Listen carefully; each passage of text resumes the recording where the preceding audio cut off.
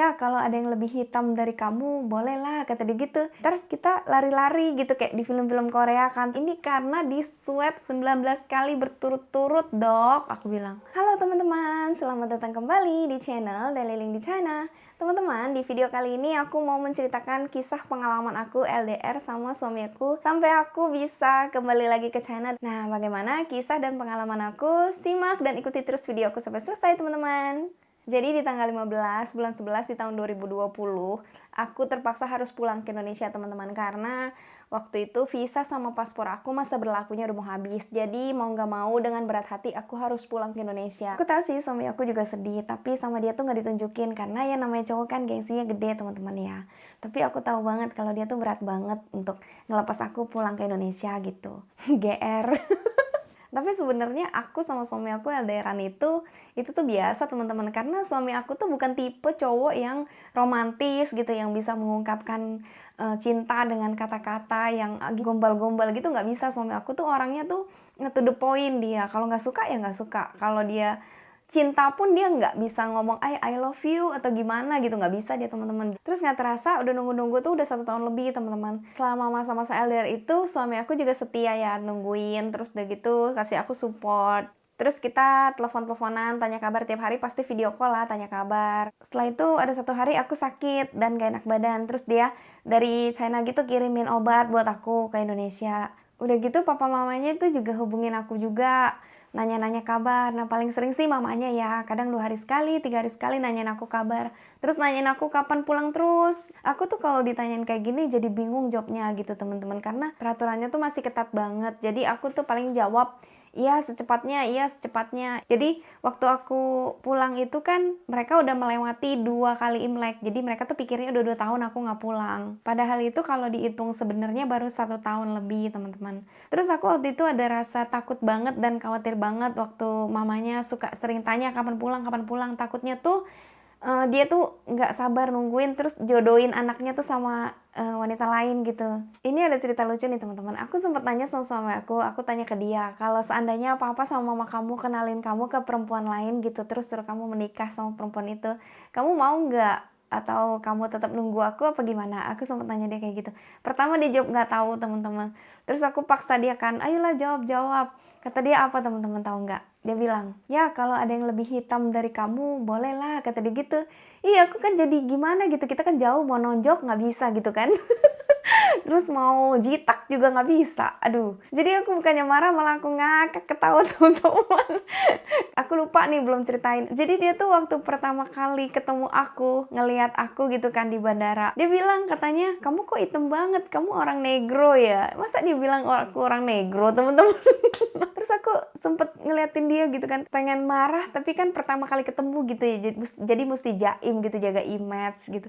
Terus aku bilang, bukan lah, kalau orang hitam itu kan kulitnya hitam sekali. Aku bilang, aku kan bukan yang hitam-hitam banget itu loh. Aku bilang gitu kan. Kata dia, seperti orang hitam katanya. Bukan bilang kamu orang hitam, kayak orang hitam, katanya gitu. Ngeselin kan. Soalnya kan dia tuh orangnya putih, teman-teman, putih banget. Aku sama dia tuh memang sih kayak kopi sama susu gitu loh. Aku tuh hitam, teman-teman. Jadi tuh kalau orang China di sini tuh kan putih-putih banget kulitnya gitu, teman-teman, sampai mulus gitu. Nah, kalau kita kan kulitnya kan sama-sama mateng, agak-agak gelap sedikit lah gitu. Nah, terus udah gitu dia bilang aku tuh orang hitam. Aduh, ya ampun. Oke, kita balik lagi ya ke cerita yang tadi. Nah, setelah itu teman-teman, aku tuh berdoa supaya Tuhan tuh buka jalan, dimudahin, digampangin, dilancarin perjalanan aku untuk berangkat ke China. Aku berdoa juga supaya pandemi cepat berakhir, yang paling penting ya, supaya aku kan bisa cepet ngurus surat-suratnya juga biar lancar gitu kan. Pokoknya selama aku LDR itu rasanya tuh campur aduk, nano-nano pokoknya. Ada rasa manis, asam, asin, semua ada lengkap. Jadi galau lah, stres lah, bengong-bengong, bingung-bingung, semuanya itu pokoknya. Jalan kemana juga orangnya ada di sini, raganya di sini, tapi pikirannya di sana gitu. Terus kalau ditanyain orang, jawabnya tuh nggak nyambung, teman-teman. Pokoknya pikirannya tuh pengen balik ke China gitu. Aku ada saran nih teman-teman, kalau kalian sedang menjalani suatu hubungan, kalau bisa, pokoknya jangan sampai LDRan. Karena itu tuh riskan banget, kalau memang kita nggak sanggup atau nggak kuat, itu bisa putus di tengah jalan teman-teman. Banyak kan di luar sana yang LDRan, terus udah gitu putus di tengah jalan, karena saling menunggu atau menunggu suatu hal yang tidak pasti gitu kan. Tapi ya tergantung dari masing-masing orang ya, ada yang berhasil LDR, ada yang putus di tengah jalan, cuman kebanyakan sih nggak kuat ya putus di tengah jalan. Yang paling penting harus percaya satu sama lain ya, kalau jodoh nggak lari kemana ya teman-teman. Tapi ada juga ya kalau misalnya kita percaya gitu, saking percayanya terus dihianati, ada juga sih. Kalau kita yakin ketemu orang yang tepat, walaupun jauh pasti bisa bersatu teman-teman. Apalagi kita kan cewek ya, feelingnya tuh kuat kalau cewek.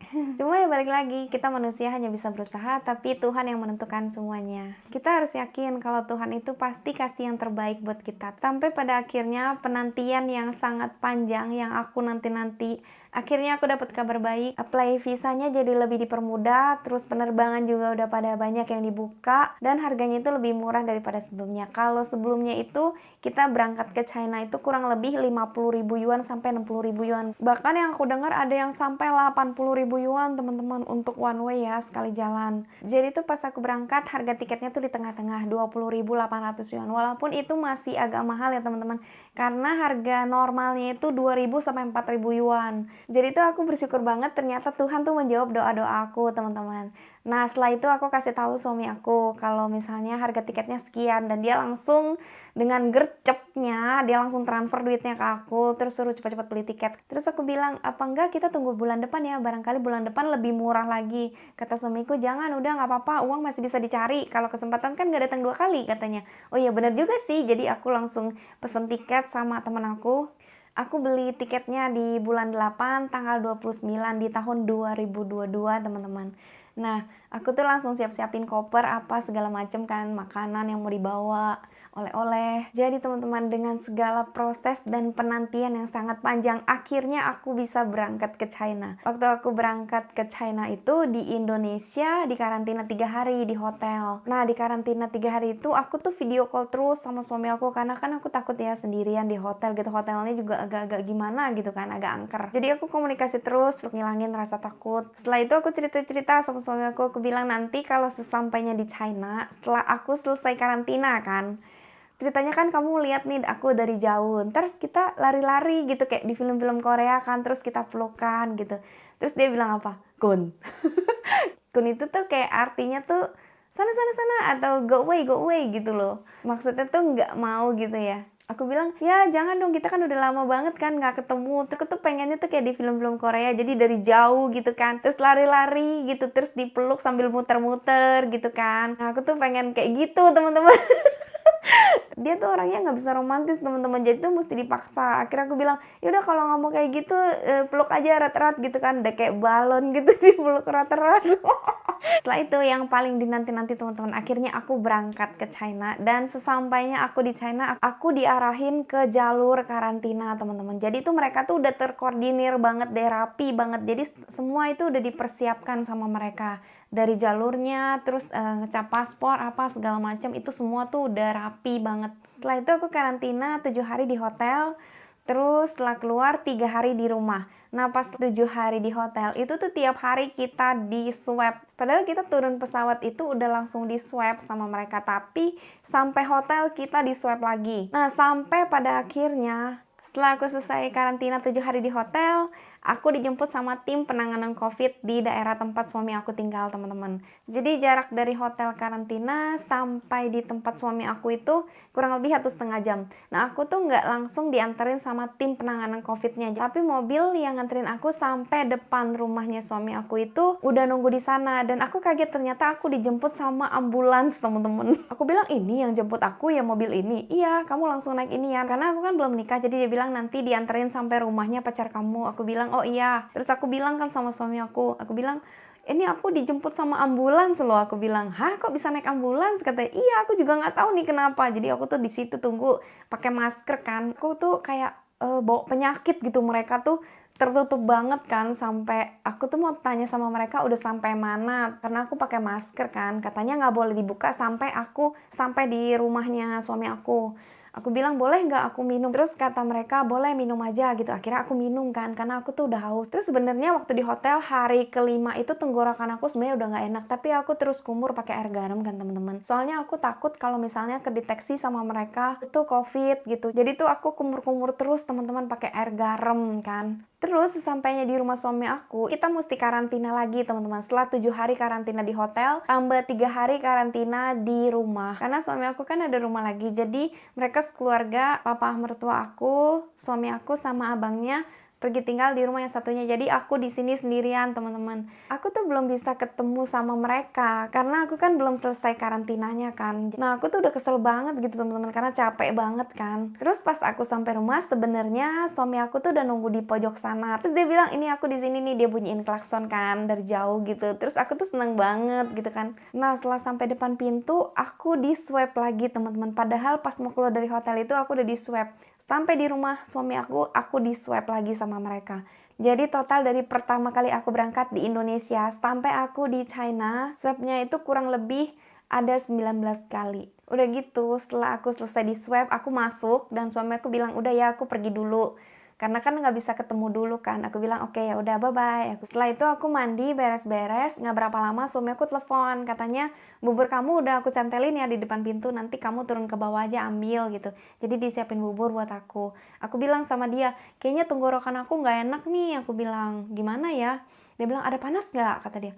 Enggak, panas sih enggak, tapi tenggorokannya sakit. Buat minum, nelan gitu sakit, aku bilang. Terus udah gitu katanya, ya udah nggak apa-apa, nggak panas. Yang penting jangan sampai panas ya. Kalau panas nanti disuruh karantina lagi 1 minggu. Aku bilang, waduh. Setelah itu aku ke bawah ngambil buburnya dan suamiku tuh ternyata masih di situ. Terus dia tintin gitu kan, tintin. Udah gitu aku lambain tangan kan, terus tutup pintu. Aku naik, terus aku makan buburnya. Nggak lama kok. Setelah aku makan buburnya, kayaknya ada yang nggak bener nih. Tenggorokan aku tuh makin sakit dan sakit itu sampai ke kuping. Terus aku telepon kan suami aku bilang, ini aku tenggorokannya sakit sampai kuping nih. Aku bilang, nggak tahan nih, kuping aku tuh sakit banget. Aku bilang gitu kan. Terus katanya, tapi kamu panas nggak? Ditanya lagi panas. Aku bilang, enggak, aku nggak panas. Aku bilang, tolong bawa aku ke dokter dong. Kalau nggak panggilin aku ambulans ya. Aku bilang, karena aku kan nggak bisa tahan sakit gitu. Katanya, aduh kalau panggil ambulans belum tentu ambulansnya mau. Karena kamu kan dari luar negeri kan. Belum tentu mereka mau datang. Kata suamiku gitu. Aku bilang, jadi gimana? Masa aku di sini tunggu sampai sakit-sakit gitu? Ini sakit banget, ini aku nggak bisa tahan, aku bilang. Akhirnya aku hubungin ke penanganan COVID karena aku dikasih teleponnya sama dia. Katanya kalau ada apa-apa bisa hubungin dia. Terus aku bilang ke mereka kalau tenggorokan sama kuping aku tuh sakit banget. Dan dia nanya, ada panas nggak? Aku bilang nggak panas. Kata dia, bisa tahan nggak sampai 3 hari setelah selesai karantina? Aku bilang nggak bisa, aku bilang. Tolong bawakan ambulans gitu ke sini, periksain aku kenapa. Nah terus udah gitu kata dia, oke sebentar ya, nanti saya telepon kamu kembali, saya koordinasi dulu sama kepala pengurus penanganan COVID di sini. Setelah itu ditelepon balik, katanya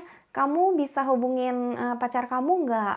Suruh pacar kamu bawa kamu ke rumah sakit. Aku bilang boleh. Katanya boleh, tapi setelah dari rumah sakit kamu langsung cepat pulang. Karena kalau misalnya ada yang ngecek terus kamu nggak ada orang di rumah, nanti kamu bisa perpanjang lagi karantinanya. Nanti repot katanya. Aku bilang iya, pasti aku langsung pulang kok. Aku bilang, yang penting aku mau ke rumah sakit dulu nih, lihat kuping aku kenapa gitu, aku bilang kan. Terus udah gitu aku telepon langsung suami aku bilang, kamu boleh datang ke sini dan nganterin aku ke rumah sakit nih, tolong bawa aku ke rumah sakit dong. Terus kata suamiku, bener nggak? Boleh, boleh, ini nomor teleponnya, coba kamu telepon aja. Oh ya udah, aku langsung ke situ deh katanya. Nah teman-teman masih inget kan planning aku sesampainya di China setelah selesai karantina, jadi pengennya aku tuh kayak di film-film Korea gitu, teman-teman, romantis, lari-lari dari jauh terus pelukan.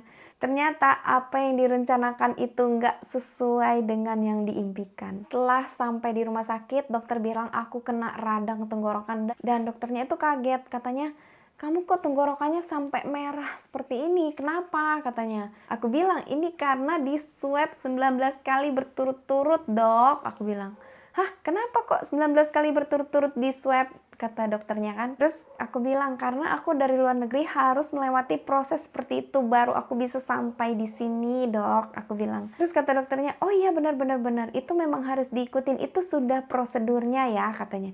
Iya, makanya aku sampai begini, dok. Aku bilang. Terus di rumah sakit dokternya suruh aku infus. Setelah infus, dokternya bilang aku boleh pulang. Jadi aku tuh kayak rawat inap gitu. Besoknya aku harus balik lagi.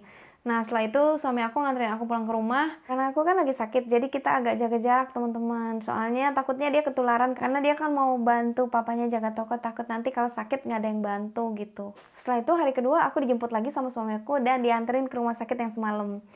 Nah, di rumah sakit itu susternya tuh masih muda-muda banget teman-teman. Setelah aku ambil nomor antrian, kan data aku udah ada di rumah sakit itu. Jadi resep yang semalam dibuka lagi ke aku dan aku harus infus lagi. Terus susternya datang teman-teman. Dia tuh lihat tangan aku. Dicarilah pembuluh darahnya kan. Terus nggak dapet uratnya teman-teman.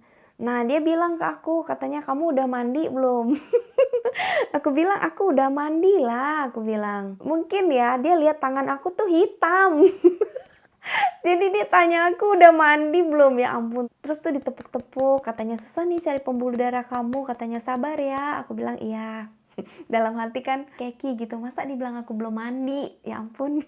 Nah, jadi ceritanya gitu teman-teman. Jadi tuh aku diinfus kurang lebih 3-4 hari baru aku sembuh. Nah, setelah balik selama 2-3 bulan suami aku itu tuh masih belum terbiasa kalau misalnya pergi itu tanpa aku. Jadi dia kemana-mana itu mesti aku ikut. Mungkin dia trauma kali ya karena ditinggal aku tuh terlalu lama. Nah, aku punya tips buat kalian yang LDR nih. Tips ala aku ya teman-teman. Yang pertama itu kalian harus saling menguatkan satu sama lain. Terus yang kedua itu beri perhatian ekstra ya. Jadi biasanya kalau kalian sama-sama itu kan perhatiannya misalnya 100%. Nah, kalau kalian LDR-an perhatiannya itu di double berkali-kali lipat jadi 1000% gitu. Terus yang ketiga harus saling support satu sama lain. Yang keempat ini paling penting. Jadi harus selalu komunikasi. Komunikasi itu jangan sampai putus teman-teman. Satu hari itu minimal 1 kali lah video call, itu wajib. Video call atau telepon boleh lah. Terus yang kelima, ini bagus banget tipsnya. Jadi kalian bikin usaha yang kalian jalanin berdua teman-teman. Supaya kalian ada ketergantungan satu sama lain. Jadi waktu aku LDR sama suami aku itu, aku ada jalanin usaha yang kita jalanin berdua. Jadi dia masuk barang dari China, terus di Indonesia aku yang ngejualin. Sampai sekarang detik ini kita juga masih lanjut berjualan. Oke deh teman-teman, ceritanya sudah selesai. Sampai di sini dulu ya teman-teman video kita hari ini. Dan terima kasih buat kalian yang sudah menonton video aku sampai selesai. Jangan lupa subscribe, like, comment, dan share. Bye-bye.